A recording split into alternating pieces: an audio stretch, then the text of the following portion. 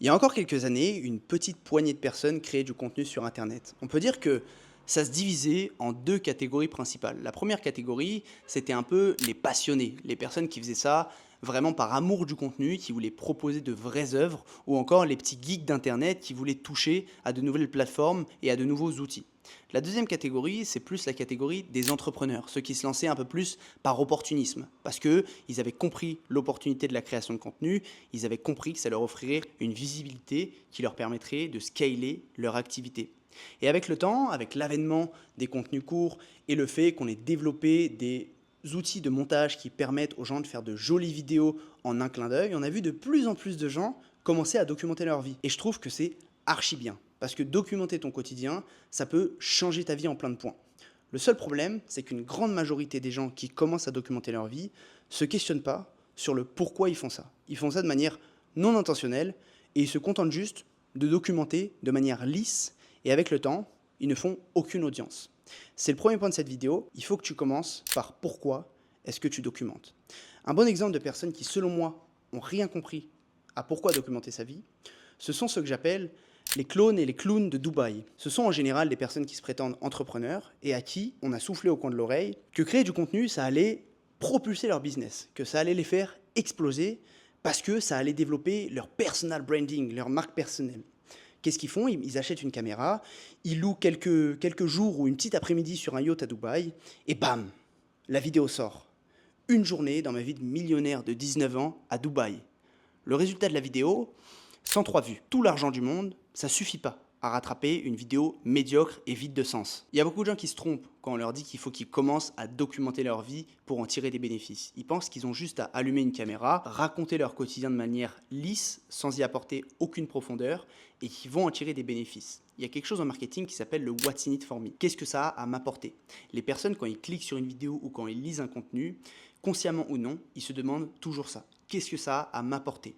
Et aujourd'hui, dans le paysage de création de contenu qui existe, tu ne peux pas te permettre de juste raconter ta vie sans aucune profondeur. Il faut que tu commences par pourquoi.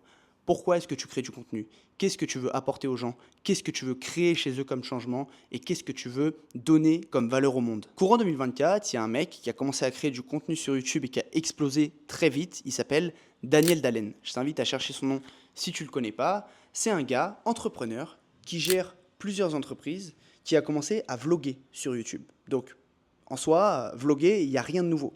Sauf que Daniel, il s'est mis à apporter de nouveaux codes, notamment une musique particulière, une police d'écriture particulière, le fait que ce mec-là vive entre Shanghai et l'Europe, il parle chinois alors qu'il est européen, beaucoup de choses qui participent à un personal branding complexe et attachant.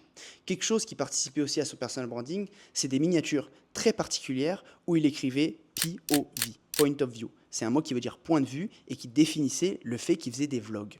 Le problème, c'est que suite à sa réussite, il y a eu une avalanche de personnes qui ont copié ce genre de miniature et ce genre de format. Ils n'avaient rien à apporter. Ils ne comprenaient pas pourquoi Daniel Dalen marchait sur les réseaux sociaux. Évidemment, encore une fois, des vidéos à 103 vues. Demande-toi pourquoi est-ce que tu crées du contenu sur les réseaux, sinon personne ne t'écoutera en premier lieu. Au début, personne n'en a rien à faire de toi. Il faut que tu leur apportes quelque chose et que tu prouves que tu es là pour quelque chose. Deuxième chose primordiale pour moi pour commencer à documenter ta vie, une fois que tu as trouvé ton pourquoi, trouve-toi une quête personnelle. Une quête personnelle, comme son nom l'indique, c'est un objectif à atteindre. L'objectif, il peut être réel ou encore ça peut être un idéal. Par exemple, moi, une de mes quêtes personnelles, un de mes objectifs, c'est de sortir le plus possible de la vie par défaut et d'avoir une vie plus intentionnelle. On l'approche de cet idéal, tu vas avoir des hauts et des bas, donc il y aura plusieurs pièces de contenu que tu pourras créer par rapport à ça, où tu montreras les hauts et les bas. Les personnes adorent les histoires, ils adorent suivre des histoires et ils adorent voir le dénouement des histoires. Je vais te donner un exemple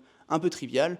Imaginons que tu aies une chaîne YouTube sur les instruments et sur le fait de mieux jouer des instruments de musique. Le pourquoi de ta chaîne YouTube, ça va être connecter avec des personnes qui, elles aussi, aiment jouer des instruments de musique et aussi inspirer des personnes à se mettre à jouer d'un instrument. On va dire que toi, là où tu es un crack, c'est le violon. Tu es ultra fort en violon, c'est l'instrument que tu maîtrises le mieux. Ta quête personnelle, ça pourrait être le fait de devenir un crack au piano. Parce que l'histoire, c'est que tu as toujours essayé de devenir bon au piano, mais tu as toujours échoué. Tu n'arrives pas à avoir ne serait-ce que la moitié de ton niveau en violon au piano. Et ça t'offre une infinité de formats où tu vas pouvoir encore une fois créer un storytelling avec les hauts et les bas et où tu vas pouvoir faire plusieurs épisodes dans la poursuite de cette quête personnelle. La troisième chose que te permet une quête personnelle, c'est de pouvoir monétiser ton audience. Si tu as poursuivi cette quête en public et que tu as réglé un problème pour toi, dis-toi que tu peux le régler pour les autres. À partir du moment où tu règles un problème, tu peux le régler pour d'autres et tu as une compétence à monétiser pour régler ce problème. Encore une fois, si jamais tu arrives à devenir un crack du piano, tu peux montrer au monde que tu sais maîtriser un instrument qui paraît dur pour la majorité de la population. Et ça, imagine que tu l'aies documenté sur le chemin et que les gens t'aient vu galérer, ils t'ont vu mettre en place des méthodes d'apprentissage, ils t'ont vu mettre en place des routines, etc. Ça prouve que tu es la bonne personne si demain, par exemple, tu veux vendre un service ou un produit par rapport à ça. Fais du journaling, mais ne te contente pas de le garder privé, rends ton journaling public. Le journaling, en plus d'être une habitude incroyable pour gagner en clarté mentale, ça va te permettre de documenter ta vie 10 fois mieux. Achète-toi un cahier et écris dedans chaque soir. Pour le moment, ce que je te conseille, c'est juste de prendre une page qui résume un jour.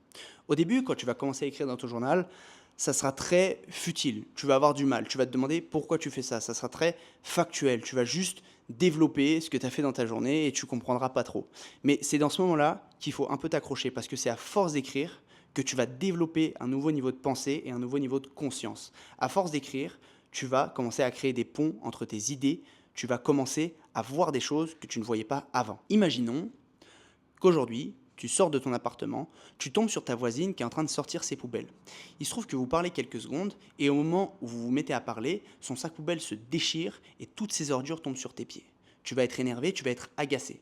Ce que tu peux faire dans ton journal le soir même, c'est de raconter à quel point tu es énervé contre ta voisine, à quel point vous vous êtes embrouillé, à quel point tu la détestes. Bon, ça c'est le niveau 1 de la réflexion. Maintenant, imaginons qu'en parallèle, tu aies une chaîne YouTube sur la philosophie. Mettons que cette anecdote te permette de te poser le soir et de passer à un niveau de réflexion plus poussé. Pourquoi tu t'es embrouillé avec ta voisine? Est-ce que ça valait le coup de t'embrouiller avec ta voisine? Qu'est-ce que ça dit sur toi? Qu'est-ce que ça dit sur les rapports entre voisins? Et est-ce qu'on ne pourrait pas lier un concept de stoïcisme à cette histoire? Tu t'es énervé contre quelque chose que tu ne pouvais pas contrôler. Donc à partir de cette anecdote, tu vas pouvoir créer un ancrage émotionnel chez ton audience et raconter des leçons de stoïcisme. Le niveau 1, c'est juste raconter ta vie dans ton journal. Le niveau 2, c'est raconter ta vie et développer des idées complexes par rapport à ça. Le journaling et commencer à écrire sur une base quotidienne, ça va vraiment te permettre de développer des idées complexes.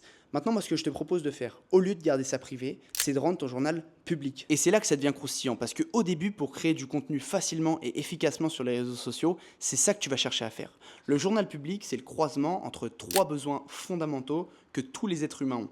Le premier besoin, c'est se comprendre soi-même. Donc c'est de l'introspection et de la réflexion. On a tous besoin de comprendre nos pensées, on a tous besoin de donner sens au monde qui nous entoure et de créer un narratif intéressant.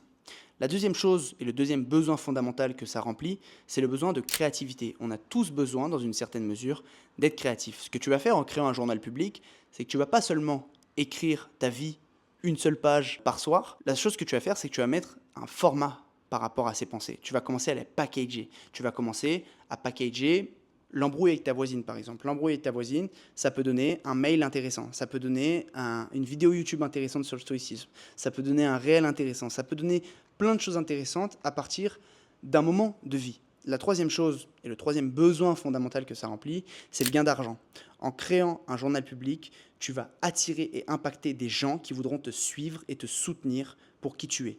Tu vas raconter ta vie de manière intéressante et bien packagée, encore une fois, parce qu'on ne cherche pas à juste raconter notre vie de manière linéaire, et des gens sont prêts à te suivre, des gens sont prêts à te payer par la suite, parce que tu auras changé leur vie grâce à tes réflexions. Si ça te parle, je ne vais pas trop m'étaler sur le journal public ici, c'est une notion absolument passionnante et intéressante que je pourrais développer pendant des heures, donc à la place, j'ai encore mieux pour toi. Je t'ai préparé une formation pour t'apprendre à créer ton propre journal public avec toutes les étapes, avec les exercices pratiques et concrets pour le créer et pour commencer à créer du contenu bien meilleur que la majorité des contenus que tu peux voir sur les réseaux sociaux et commencer à attirer une audience fidèle. Pour ça, je dois te dire le prix. Ah oui, c'est gratuit. Voilà, la formation est totalement gratuite. En premier lien en description, tu peux la retrouver. Tu auras accès à vie à la formation et gratuitement. Donc voilà. C'est pour moi, ça me fait plaisir. Consomme en permanence du contenu par rapport à ton pourquoi et par rapport à ta quête personnelle. La majorité des débutants créateurs font la même erreur. Ils pensent que créer du contenu, puisque dans créateur de contenu, il y a créer, ils doivent passer leur vie à générer des idées, ils doivent passer leur vie à créer, et il n'y a aucune place pour la consommation. L'erreur qu'ils font, c'est que créer du bon contenu, c'est un cercle vertueux avec consommer du bon contenu. Tu consommes du bon contenu, tu t'en inspires, donc tu crées de bonnes choses. Et sur quoi tu vas consommer, tu me diras, bah c'est tout l'intérêt d'avoir fait tout le travail sur la définition de ton pourquoi et la définition de ta quête personnelle en amont. Une fois que tu as défini tout ça, tu vas pouvoir consommer au quotidien et orienter ta consommation vers la création d'un bon contenu futur. Par exemple, une des choses dont j'aime parler dans mon contenu, c'est la recherche de nouvelles performances parce que c'est intimement lié à la sortie de ma zone de confort. Parce que je vais faire, c'est consommer énormément de contenu sur l'amélioration de ma santé, par exemple. Parce que ce contenu-là va me nourrir et ça va me donner des idées de nouveaux contenus à l'avenir. Minimum 30 minutes, pour moi, c'est le strict minimum par jour que tu dois allouer à la consommation de choses par rapport à ton pourquoi et à ta quête personnelle. Personnellement, j'ai minimum 1 heure, parce que aussi ça fait partie de mon travail aujourd'hui à temps plein. Pendant au moins 1 heure par jour, je lis, c'est non négociable. Et après, dans la journée, si j'ai bien travaillé, plus tard, j'ai une session d'apprentissage que je me réserve en fin de journée. Donc 30 minutes, 1 heure, et après, plus si affinité, si tu as le temps, et tu verras, plus tu vas consommer évidemment du contenu de qualité. Le but, c'est pas de scroller sans aucune intention. Le but, c'est vraiment de consommer intentionnellement. Et plus tu vas consommer, plus tu auras des idées de contenu intéressantes. Cinquième conseil, et je vais peut-être me faire des ennemis avec celui-ci, le contenu long prime sur le contenu court. Tu l'auras compris, quand je te parle de documenter ta vie, je ne te parle pas de faire des vlogs d'influenceurs ou de clowns à Dubaï. Pour moi, documenter sa vie, ça va beaucoup plus loin que ça. C'est censé aider les autres, mais aussi t'aider toi-même. C'est censé t'aider à développer une pensée complexe. La seule chose que tu vas chercher à faire en documentant ta vie publiquement, c'est juste donner une forme sympa et packager tes réflexions pour inspirer le plus de personnes possible. Et pour moi, la seule manière de développer un contenu vraiment qualitatif et vraiment poussé, ça reste en choisissant au moins une plateforme de contenu long. Ça peut être soit YouTube, soit une newsletter par exemple, mais si tu veux vraiment bénéficier des bienfaits du fait de documenter ta vie, tu dois vraiment te poser chaque semaine et te forcer à développer un contenu long. Parce que c'est comme ça que tu vas vraiment pouvoir aller dans les détails. Le deuxième avantage du contenu long, c'est qu'il te permet après de créer une machine à contenu. La machine à contenu, c'est le fait de prendre un contenu long pour en faire des contenus courts. Donc en plus de mieux développer ta réflexion, ça te permet d'être présent sur différents réseaux sociaux. Par exemple, avec cette vidéo, j'ai au moins 3 manières de créer des contenus courts. Et encore, je pourrais t'en citer plein d'autres. Première manière, c'est de résumer tous les points de cette vidéo de manière dynamique dans une vidéo courte. Deuxième manière, c'est de prendre un micro-point de la vidéo et encore une fois, d'en faire un montage sympa, quelque chose de dynamique sur Instagram ou sur TikTok. La troisième chose que je peux faire, ça c'est si je suis un peu flemmard, c'est prendre des extraits de cette vidéo et tout simplement les répliquer en contenu court. Donc tu vois à quel point il faut commencer par le contenu long pour pouvoir créer après et être présent sur différentes plateformes. C'est ce que j'appelle encore une fois la machine à contenu. Et la machine à contenu, tu verras, si tu prends la formation, j'en parle beaucoup plus dans le journal public et que je t'explique beaucoup mieux comment la développer. Donc si je résume, le contenu long, c'est le contenu où tu vas vraiment développer ta pensée, tu vas vraiment aller dans les détails et creuser ta réflexion. Là où le contenu court, ça va être fait pour être un peu plus sexy et repackager le contenu long pour bénéficier d'une certaine viralité. Donc tu l'auras compris, les possibilités d'imbriquer un contenu long avec un contenu court sont infinies. C'est pour ça qu'au début, je te conseille déjà avant tout d'avoir une plateforme de contenu long, parce que pour moi le contenu long ça prime pour développer une réflexion et avoir un journal public de qualité, et aussi à côté si possible d'avoir une plateforme de contenu court et d'imbriquer les deux. Voilà, maintenant tu as des grosses bases pour commencer à documenter ta vie et construire ta marque personnelle. Je pense vraiment que commencer à documenter ta vie et commencer à créer du contenu, ça peut vraiment changer ton quotidien. Si vraiment tu veux aller plus loin, je te l'ai dit, je t'ai mis une formation gratuite en premier lien en description, et si je suis parfaitement honnête, j'ai longtemps hésité à la rendre payante. Je me disais qu'il y avait tellement de valeur dedans. Il y a notamment certains outils pour lesquels je fais payer des personnes que j'ai en accompagnement. Tellement de valeur que j'avais envie de la faire payer. Mais je sais pas, je suis d'humeur généreuse, donc je te la mets gratuitement. Peut-être même qu'elle passera payante à un moment, je sais pas. Pour le moment, elle est gratuite. Profites-en. Clique sur le premier lien en description pour te la procurer et dis-moi ce que tu en as pensé. Une fois que tu l'auras suivi, ça me ferait extrêmement plaisir et c'est la seule chose que je te demande. Pas 1 euro, mais juste un avis. Laisse-moi un petit j'aime, abonne-toi à ma chaîne et partage cette vidéo si elle t'a plu. Ces petites actions pour toi m'aident énormément, donc je t'en serai extrêmement reconnaissant. Et de mon côté, je te dis à la prochaine pour une nouvelle vidéo. Ciao. Les points négatifs de tourner en Asie du Sud-Est, il fait chaud. Franchement, il fait chaud. Là, j'ai chaud. Ça se voit ou pas? J'ai chaud. Parce que oui, je dois éteindre la clim, sinon ça nique mon son. Bref, créer du contenu et changer de vie. Bisous les gars.